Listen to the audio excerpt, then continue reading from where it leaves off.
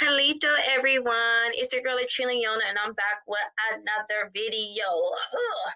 Okay, I know I said I was gonna do this video like over a year ago. I'm so sorry. But here it is. Actually, I recorded this video like 3, 4 times. And the last one was okay, but the audio sounds so horrible. It sounds so horrible. And I'm just like, I can't. So I'm gonna make another one. Here we go. Here we go. All right. So, um, topic outline. We're gonna talk about the Aniyunwiya background, Aniyunwiya origins, and we're gonna go over 4 mounds. Actually, I was getting people in the comment section saying how Aniyunwiya people, how we're not mound builders, and I just think that's kind of like asinine because Aniyunwiya, we're literally a part of like Mississippian mound builder culture, and I will show you in a minute why is that. But yes, this is going to be our topic outline. This is the topics we're going to go over in today's video. So yeah, awesome. Okay, and here's a picture of actor Woody Strode. He is a Cherokee Creek actor. He played in Western movies, so definitely check him out. Okay. Um, our background. Aniyunwiya, this is the background of our name. This slide we're going to go over the background of our name and all the other stuff and how we got the Cherokee name today. So keep listening for more information. All right. So Cherokee is thought to have come from the Choctaw word that meant cave people. Another concept is that it comes from the Creek word Cherokee, which means people of a different language. Of course, it was picked up and used by Europeans, and these Europeans used the name Cherokee to identify us as. And eventually, some of our people um, accepted this term as our own, but we called ourselves Aniyunwiya or Katuwa. Where do the Aniyunwiya people come from? So here in a minute, I'm gonna go over this our mother mound here in a second, but you know, it is thought that we detached um, from the Iroquois people, which we are still Iroquois. And also too, I want to point out that in my 5 facts about Cherokee people video, I was actually trying to say Iroquois. So I apologize if I was saying like Algonquin or like Algonquin was coming out. I was trying to say Iroquois. So yes, Cherokee people, we are Iroquois.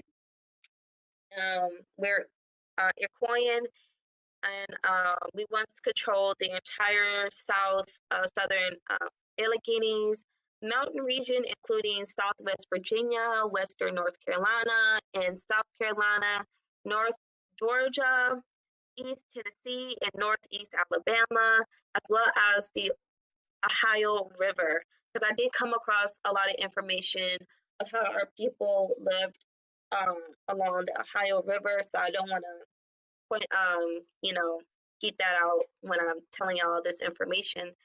But also too, it is also thought that we have originated from the Huron or Ohio region and traveled south.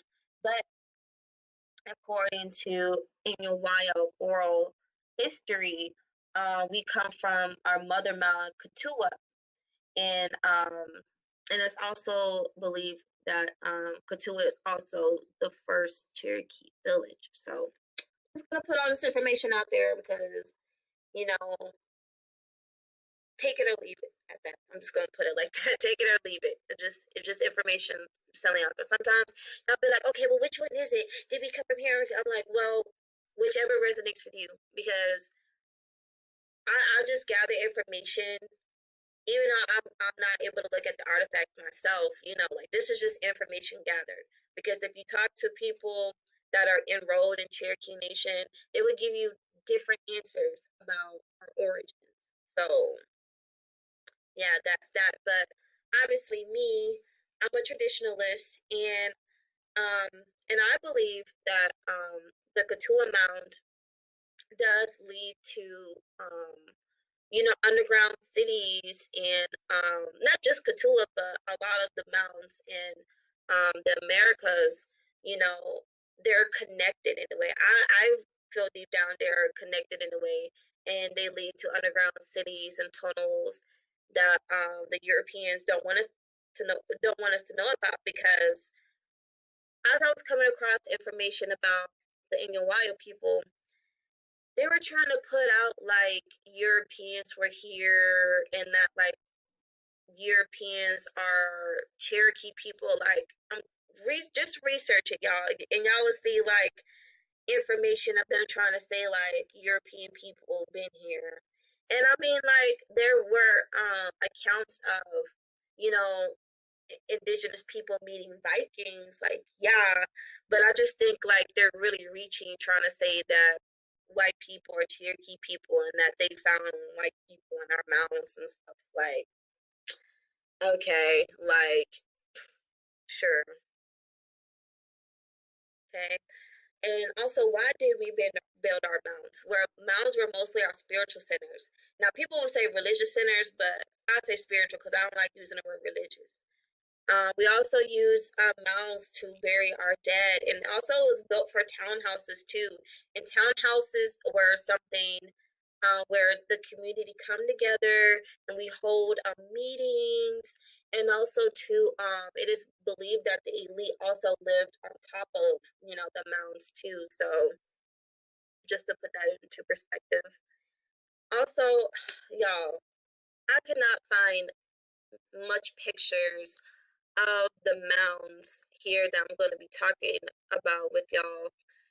And I feel like it sucks because, like, actually, three of these mounds you cannot even find online because, first of all, they hid the address of the mounds, and there's not really many pictures of the mounds. So it upsets me that, like, okay, like, what are you hiding, so yeah, but I guess they're trying to put it as like the discretion for, our tribe or whatever, but at the same time, it's like, I don't know, I think it's a little shady. I really think it's a little shady. But anywho, it is believed that New oh my god, I'm sorry if I'm butchering this word because I have not I haven't heard anybody else pronounce this word, so I may butcher it because I don't know how to say it myself. But I'm just for the sake of this video, I'm gonna say the New Nani Mound. Okay. It is one of the oldest Aniyunwiya communities established on the Okonalofte River or Okonalofte River. The community was destroyed in 1776 by North Carolina militia under the command of William Moore as part of the Rutherford Lighthouse Expedition, a military campaign to drive British supporting Aniyunwiya people from the area at the outbreak of the American Revolutionary War. Now, I just want to point out there that I actually have ancestors that fought in the American Revolutionary War. Comment below if you had to, because let me tell y'all something. I know that y'all we get in history class and we think that the things that they teach us has nothing to do with us. But this is why I say do your paper genealogy research, y'all. Because when you read about history and you actually learn about your people, you would know that some of your people fought in these wars and were involved in these wars or whatever. And so, don't feel disconnected from history just because your history teacher is always teaching you about pale people. Like, no, like, because some of your ancestors could have been fighting these wars too, but you don't think it relate to you because you just think you was an African slave. Anywho, furthermore, moving on. Okay. The Nunyani Mound, it's just below the Raven Fork River's confluence. During Bartram visit in 1776, he referred to the location as Nuana. Nuni is the name given to the location on the 1730 Hunter map and the 1760 kitchen map. According to historical records, the town was largely abandoned after 1761. Okay. And also, y'all gonna see me mention this name a lot, Edward Valentine, or just simply talking about the Valentine brothers, because baby, the way they were digging in our ancestors' mounds was a crime. Y'all heard of tomb raiders? Well, they were the mound raiders. They were taking indigenous artifacts, indigenous remains, and putting them in their museum, the Valentine Museum. And I would do a video on them too, because like I was just so disgusted with these people and how they were basically destroying our mounds. But I will go over that in another video. Okay. Um, In 1882, Edward Valentine dug three trenches into the mound, uncovering the burned floor of the structure that covered 26 graves. The Valentines, as they customary, destroyed the mound but appeared to have left the village area undamaged. Dickens looked over the Valentines' expedition field notes and artifacts at the mound and concluded that at least one stage of the mound was built during the Mississippian period. The Valentines came across a pile of stones at the base of the mound, according to Dickens. Now, one thing I'm noticing between like what they found in the mounds, and which you will also hear in a minute, is that um, we had a pile of white stones around our deceased loved ones. And I don't know much about the reasoning of that, but I did realize that this is something that we do in your wild culture when it comes to our deceased. So I thought that was pretty cool. Furthermore, Dickens also mentions that 34 of the 218 ceramic sherds from the mound could have been from the Pisgah phase. This figure is noteworthy, though it should be kept in mind that the Valentine's collection were not systematic and highly percentage of Pisgah phase sherds could be due to collectors' bias. The presence of Pisgah phase ceramics and stone core indicate that the mound was built, of course, during the Mississippian era. In 1937, Wilburn mapped and photographed the mound. At the time, the mound was 100 feet in diameter and 11 to 14 feet tall. So it was pretty tall. The village east of the mound was badly damaged by grading and excavation of a canal when construction for the Cherokee Wonderland Amusement Park began in 1960. No, the disrespect. First of all, Cherokee Wonderland, what? Amusement park, what? Okay. A drainage ditch was dug east of the mound in 1964. The University of North Carolina archaeologists, for some reason I have a hard time saying that word sometimes. Sorry, y'all. Collected artifacts from the ditch and recorded the stratigraphy. Lance Green conducted testing on the property south and east of the mound in 1994. He excavated several 1 by 1 meter test units, dug shovel tests at 30-meter intervals over the entire property except the mound, and collected artifacts from the garden plot just south of the mound's base. He concluded that the property was heavily occupied during the early qualia phase, around 1450 to 1650. Okay, and then we also have Peachtree Mound. Y'all, so yeah, again, I'm so sorry. There's not much photos of the mounds, but however, I feel like they are noteworthy. And again, when you do research, they will question and say, oh, well, Cherokee people didn't build these mounds. But then again, I feel like, even if Aniyunwiya people did not build these mounds, I feel like it could have been either a sister tribe or an ancestor tribe of Aniyunwiya people that did build the mounds, and we was just staying there because that's just our home, because like I don't know if I mentioned before, I think I probably did, but there was an area of mounds and they had census takers go to this area, and one of the the tribes there, they call themselves Cherokee, very close to the Choctaw word Cherokee. So I thought that was pretty interesting to note. But yes, um, Aniyunwiya, I believe, are a part of mound building culture. And also, too, I do want to point out why do I feel that way.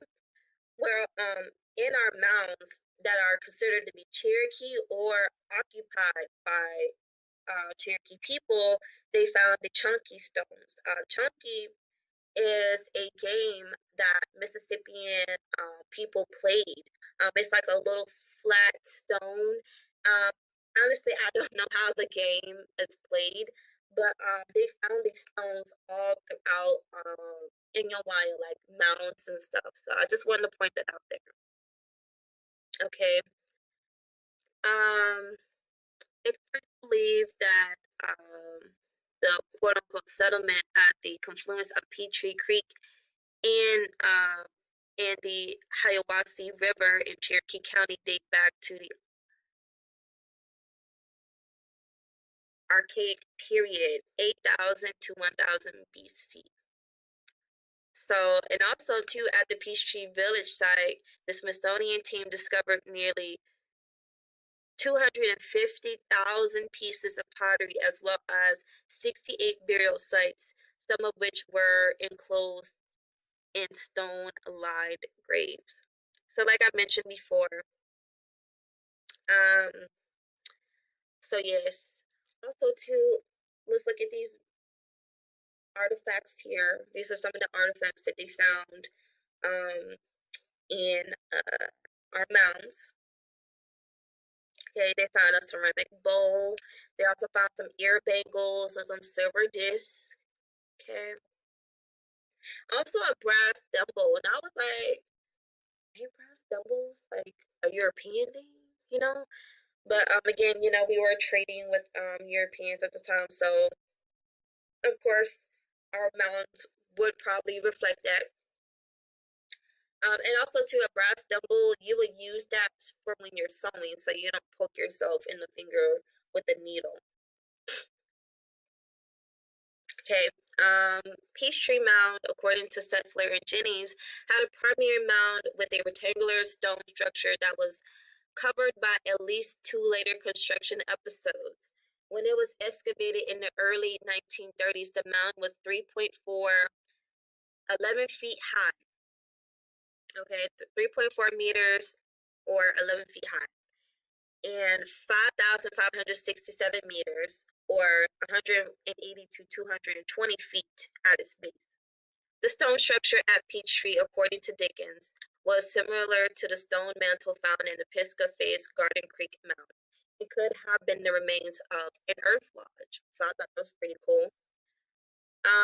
While only a few Pisgah Face sherds can be found in the place of Setzler and Jennings' report, the majority of the ceramic collections associated with the mound excavations can be assigned to the Dallas and Pisgah phases, according to Dickens.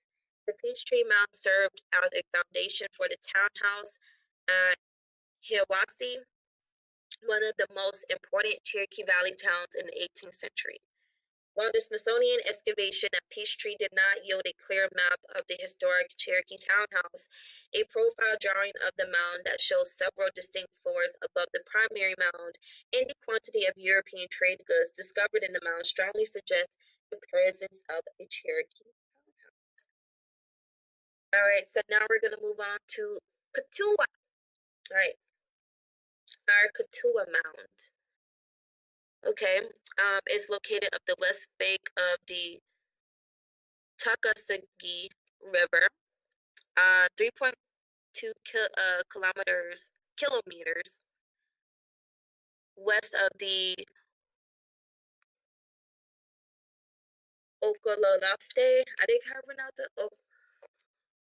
Okololofte River's confluence. I'm sorry if I'm butchering these words down. I'm so sorry. The mound is said to be the site of our people's ancestral home in the center of the first Cherokee village. According to Aniyunwiya oral tradition, So, yeah, but like I said, y'all guys, there's so many like creation stories and origin stories when it comes to, American Indian people. So, of course, however, like I said, I go with the tradition. So, if our tradition says that we come from a mountain, then we come from a mountain. All right. A shovel test in 1997 defined the South's boundaries and identified archaeological components in a geophysical survey. In 2001, refined our understanding of the site structure and mound nature. The site has early evidence of an early archaic occupation from the historic period. Despite decades of plowing, the geophysical survey reveals a CA 20-meter diameter townhouse with an intact central hearth at the base of the mound, as well as a 14th to 18th century phase plaza and village near the mound. Okay, so this is the mound today. I'm sorry if like it don't look like much because it really not. But like plowing, y'all, those plowing, they flatten our mounds. So I know y'all be like, oh well, it just look like a pile of dirt. Well, I know it may look like a pile of dirt, but y'all have to remember, like our mounds have like steps with them, but also too, with these earth mounds, you can definitely do some damage by like plowing and flattening them. And I'm going to show y'all a diagram here in a minute and what I'm talking about. So yes, this is the mounds today. And oh yeah, I was watching a video by Cherokee Nation, and they say that some of the Cherokee members take their dirt from their home and put it at the mound. And I thought that was pretty cool. Okay. And then you have the Nickwassie Mound. You have the Nickwassie Mound. The Nickwassie Mound on the west bank of the Little Tennessee River is downtown Franklin, North Carolina, marks the location of the 18th century Cherokee town of Nickwassie. Thomas described the Nickwassie Mound as one of the largest and best preserved in the state and on the site of the old Nickwassie settlement. And this mound has not been excavated by the Smithsonian or the Valentine brothers or representatives or whoever. So the only excavation it had was by the UNC archaeologists. Pronounced today. They dug 5 by 5 feet test pit to investigate damage caused by the placement of a drainage ditch north of the mountain. So that's the only excavation that Nickwassie has ever had. Okay. Also, too, they found hundreds of arrowheads, mostly made of flint or quartz, that have been found locally or just kept in baskets. There are also baskets, tools, and musical instruments and pottery that were found too. Okay, and then also this is a drawing of the Nickwassie Mound, I believe in the 1800s. And also here's also another diagram of like mounds in its prime to mounds today. Now, obviously, some of these mounds have steps.